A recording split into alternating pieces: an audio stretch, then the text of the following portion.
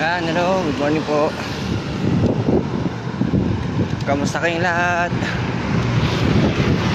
Yan, kung mapapansin nyo, gamit ko yung aking road bike.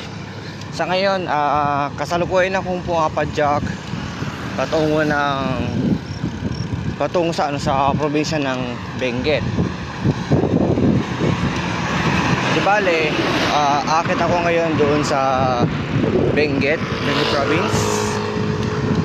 Pero hindi pa sa ngayong araw na ito ako makakarating sa mismong province o Benguet. Pero ang destination ko doon sa Benguet ay ang Baguio City. Ngayon, nais ko lang sabihin sa video ito.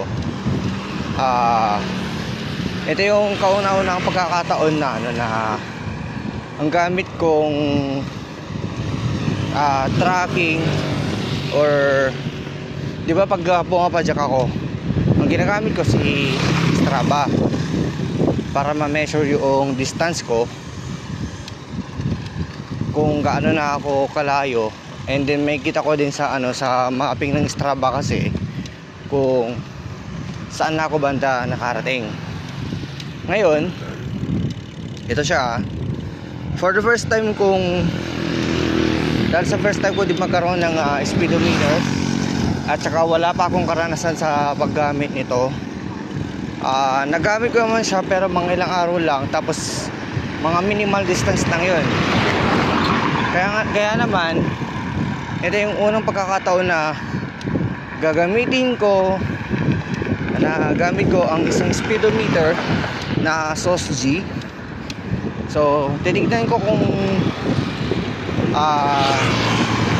paano ko masasecure yung connectivity niya sa Strava. Sa ngayon ito ay connected siya sa Strava. Kaya dito ko malalaman kung magsisynchronize nga ba siya o hindi. So bale, titingnan ko na lang mamaya kung paano, and then mag-update na lang din ako. So yun lang muna sa ngayon. Siya nga pala, dito na rin pala ako sa bahay ng San Mateo. Umalis ako pala dun sa bahay ng mga bandang around 6 AM. Kasama ganun yung alis ko kanina dun sa bahay. So yun lang muna sa ngayon, then mamaya na lang ulit ako mag-update kung ano man yung updates. Yan, hello, kumusta po yung lahat? Okay, diba, update lang sa ngayon. Dito pala ako sa isang tindahan dito sa ngayon. Nandito na ako sa may Jadi, Nueva Vizcaya, bayan ng Jadi, probinsya ng Vizcaya. Probinsya ng Nueva Vizcaya. Okay. As of update, dito ako sa isang tindahan ngayon, nagkakape.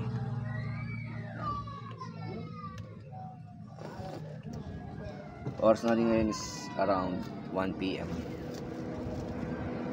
Ngayon, dito. Kaya ako nagkape kasi nakakaramdam na naman ako ng adlaw. Pag wala nang makarating ako dun sa bayan ng Santiago, dun sa Isabela, andun na yung klimang, pag titiyan mo yung ulap, makulimlim sa kilometer dito banda, tapos dun banda maaraw. Tapos ganoon naman sa habang papalayo ka, habang umuusad ka, yung klima medyo malamig tapos maaraw, medyo malamig tapos maaraw. Kaya naman hindi mo maiwasan talaga na dadatnan ka ng ewan ko lang kung sa akin lang nangyayari naman ito. Pero isa pang dahilan din ito, tulog kagabi. Malamang kulang din yung oras mo sa tulog. Pero kahit na, pagka nakakaramdam ko ng antok, kumikin ko talaga ako. Hindi rin naman ako nagmamadali sa pupuntahan ko. Pero importante, makarating ako sa pupuntahan ko na safe ako. Kasi hindi naman ako nakikipag mabilis ang nakikipag madalian ng padjak. Kaya ito, kakabit muna ako.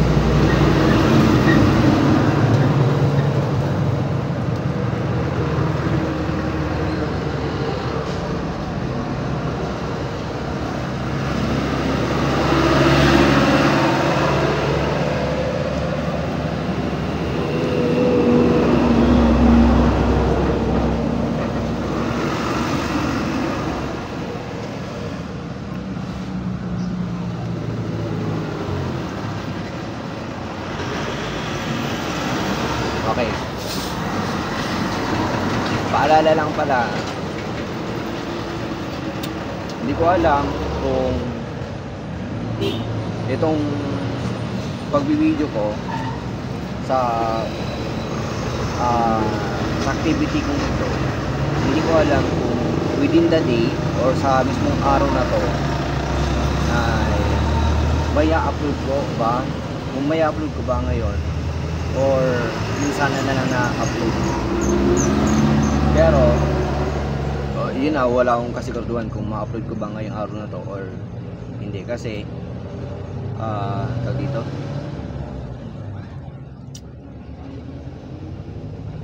kaninang nag-check ako ng signal, walang signal dito. Dito yung SIM na dito, ang may signal lang dito is yung TM. Pero ewan ko dun sa kung saan man ako mapapahinto or dadanan ulit ng ng parang antok na o tulog. Then check ko na lang kung makakapag-upload ako. Sa ganun na lang, titignan ko na lang. Pero hindi ko may papangako na day by day may upload ako or kung ano man. Siguro kung may upload man, story lang may lingan para may update lang kung ano na yung ganap sa akin. So di bali yun lang muna, kakapilang muna ako. Mamaya na lang po ulit.